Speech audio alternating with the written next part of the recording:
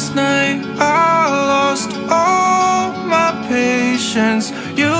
were fucked up, I was wasted. Midsummer madness. สบายดีมาพบกันอีกแล้วกับพวกเรากลุ่มที่8ซึ่งในคลิปนี้พวกเราจะมาอธิบายเกี่ยวกับการพลิกโบกแมนเอ็นและกล้ามซีนที่คอต่อบริเวณต่อกันนั้นยืดและจืดขาดเล็กน้อยซึ่งสาเหตุจะมีอยู่หลายสาเหตุก็คือ 1. มาจากย่างหรือเดินบ่เพียงพอ 2. มาจากเกิบที่บ่ถึกกับตีนหรือสูงเกินควร 3. มาจากการเล่นกีฬาแบบแห้งๆและบ่อนที่มักเกิดขึ้นก็คือ 1. ข้อต่อตุ่มข้องข้อแขนข้อมือและข้อตีนซึ่งอาการคนเจ็บก็จะแสดงอาการก็คือ 1. เจ็บไข้บวมซ้ำและเน่งตีนเคลื่อนไหวเจ็บในบริเวณที่ว่าเกิดพลิกโบกนั้น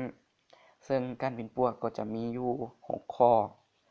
ก็คือ 1. ให้คนเจ็บนั่งพักผ่อนเอาน้ำเย็นหรือน้ำร้อนเต็งใส่บอนที่เกิดมีอาการพลิกโบก 2. เขียนด้วยผ้าพันแผลสนิทยืด 3. ถ้าพลิกโบกย้อนเกิบให้เขียนทั้งเกิบเลยเขียนเป็นรูปเลข8หมายถึงว่าเขียนเอาเกิบใส่ตีนเพื่อบ่ให้บ่มีการเน่งทิ้งให้คนเจ็บรู้สึกเจ็บไปหลายกว่านั้นและ 4. เอาเหล้า90ทอกใส่บอนที่พลิกโบกเรื่อยๆค่อยๆทอกใส่หรือว่าผมใส่เทื่อละน้อย 5. มือต่อมาไม้ผ้าเขียนนั้นออกแล้วทายาคั่นบอนพลิกโบกนั้นด้วย